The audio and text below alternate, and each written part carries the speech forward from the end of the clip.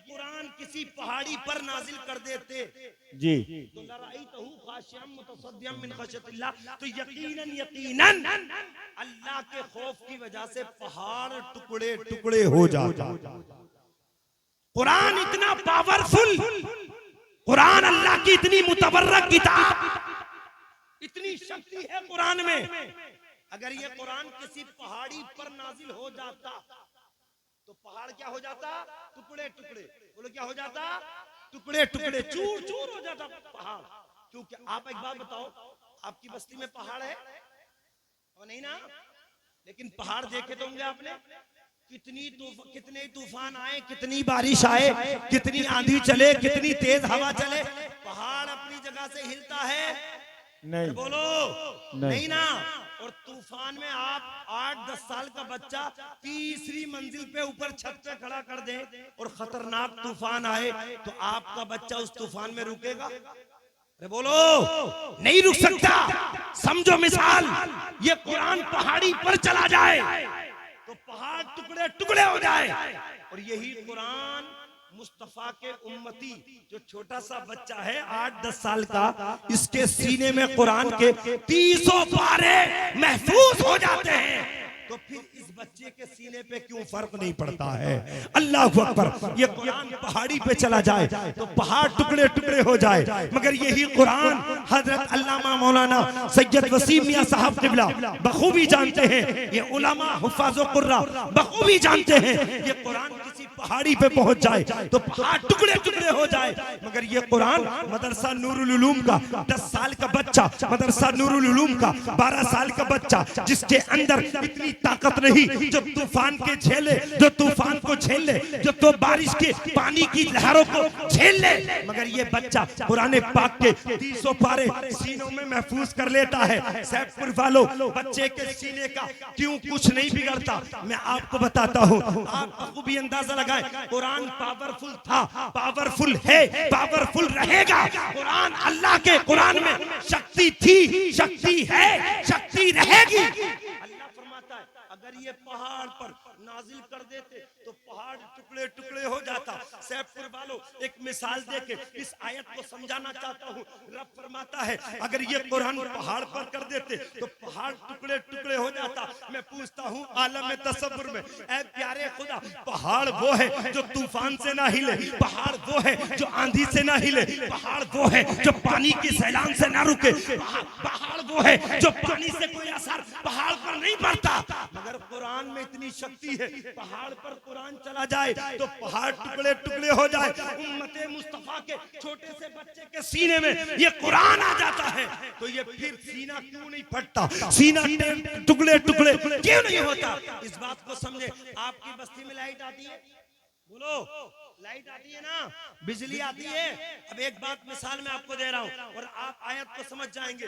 आपकी बस्ती में लाइट आती है, याद रखे 11,000 की लाइट डायरेक्ट आपकी बस्ती से क्रॉस हो रही हो और 11,000 के दोनों तारों पे कारी जीशान साहब या कारी फैजान साहब मदरसा नूरुल उलूम के डायरेक्ट 2 तार 11,000 की लाइन पे अगर लगा दे तो न कोई पंखा चलेगा, न कोई फ्रिज चलेगा, न कोई समरसेबिल चलेगा, न कोई ट्यूबलाइट चलेगी। मैं पूछना चाहता हूँ क्यों? बोले इसलिए 11,000 में शक्ति ज्यादा है, 11,000 में पावर ज्यादा है। मदरसे के तारों में इतनी वुसअत नहीं, इतनी ताकत नहीं जो 11,000 की शक्ति को झेल सके। अब वही 11,000 की लाइन घूमती घूमती सैफपुर के दूसरे किनारे पर, दूसरे कोने पे एक ट्रांसफार्मर रखा है। 11,000 की शक्ति वाले तार ट्रांसफार्मर से टच हुए, ट्रांसफार्मर ने 11,000 की शक्ति को अपने सीने में झेला और सीने में झेल ट्रांसफार्मर ने अपने अंदर से और झेलने के बाद 2 तार और निकाले जिसको सप्लाई के तार कहा जाता है। वो 2 तार पूरे सैफपुर में घुमा दिए।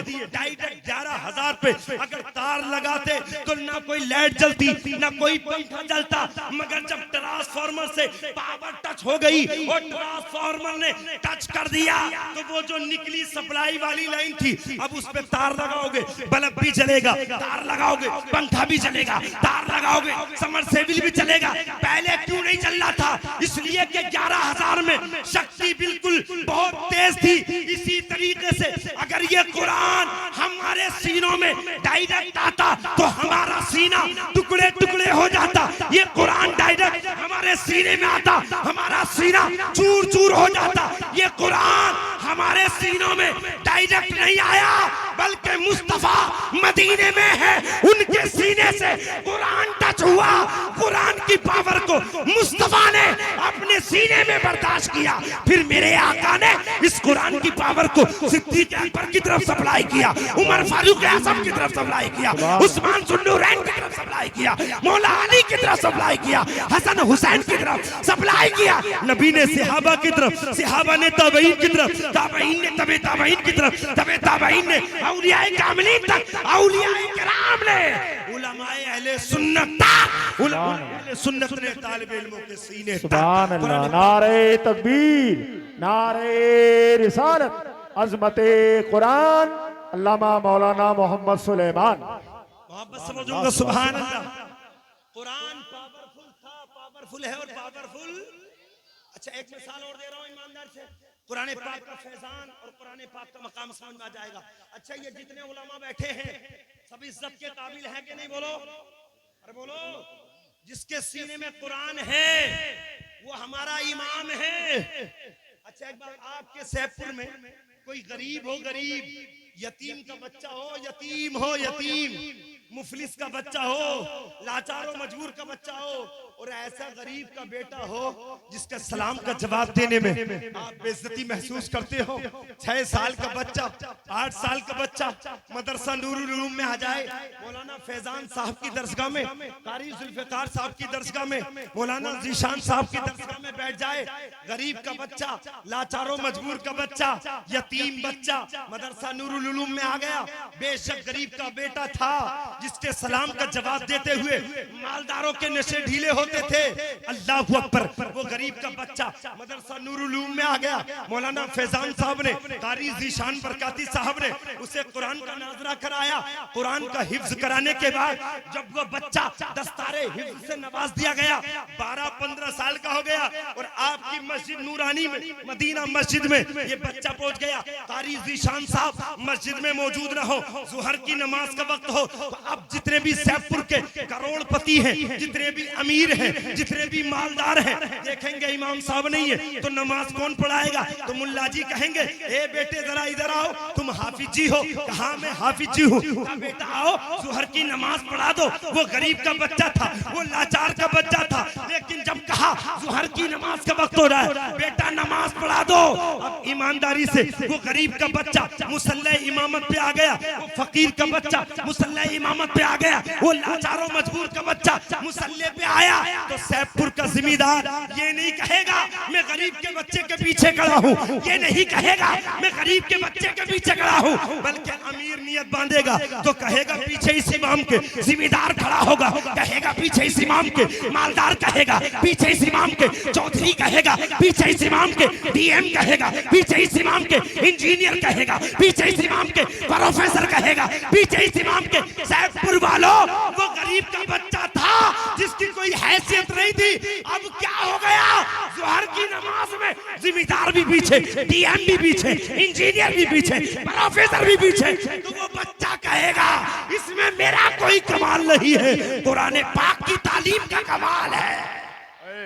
सुभान अल्लाह, सुभान अल्लाह, वाह बाबा, तालीम का कमाल है। इसलिए प्यारे इस्लामी भाइयों, कुरान पाक से जो टच हो जाता है वो दुनिया का इमाम बन जाता है, दुनिया का इमाम बन जाता है। अल्लाह रब्बुल इज्जत हम सबको तौफीक बख्शे, कुरान की तालीम से टच हो, उलमाए किराम से मोहब्बत करे, हुफ्फाज़ो कुरान से मोहब्बत करे, अइम्मा से मोहब्बत करे। और आपको बता दूं, इस कुरान पाक की इस फजीलत वाली कॉन्फ्रेंस में आने वाले सुन्नी भाइयों, ये पैगाम भी याद रखो, जो तालीम कुरान में मिलेगी वो किसी दुनिया की किताब में तालीम नहीं मिल सकती। आप इंजीनियर हो, बड़ी अच्छी बात है, आप डीएम बन जाओ, बड़ी अच्छी बात है, एमबीबीएस डॉक्टर बन जाओ, बड़ी अच्छी बात है, आप प्रोफेसर बन जाओ, बड़ी अच्छी बात है। सब डिग्रियां दुनिया तक महदूद हैं, मगर जो कुरान पाक को सीने में महफूज कर लेता है वो दुनिया की हर मस्जिद में इमामत कर सकता है। यहाँ तक नहीं, दुनिया में जिंदा रहेगा तब भी कुरान सुनाएगा, कब्रिस्तान में जाएगा तब भी कुरान सुनाएगा। सुभान अल्लाह बेशक पाक वाह की वाह फैजान, कुरान पाक की तालीम का फैजान है, कुरान पाक की बरकत का फैजान है अल्हम्दुलिल्लाह। और मैं आपको एक हदीस से बात सुनाता हूँ, मोहब्बत से बोलो तुमको सुभान अल्लाह। तड़क के बोलो या रसूल अल्लाह। अच्छा एक बात बताएं, कुरान पाक की तालीम अगर हमारे पास हो और अमल भी हो तो दुनिया की कोई ताकत हमें जेर कर सकती है? नहीं बोलो, दुनिया की कोई ताकत हमें जेर नहीं कर सकती, इसलिए कि जिसकी डिग्री जितनी अहमियत रखती है उसमें पावर भी उतनी ही होती है। पूरी कुरान, पूरी किताब कुरान पाक, अलहम्द के हमजा से लेके वन्नास की सीन तक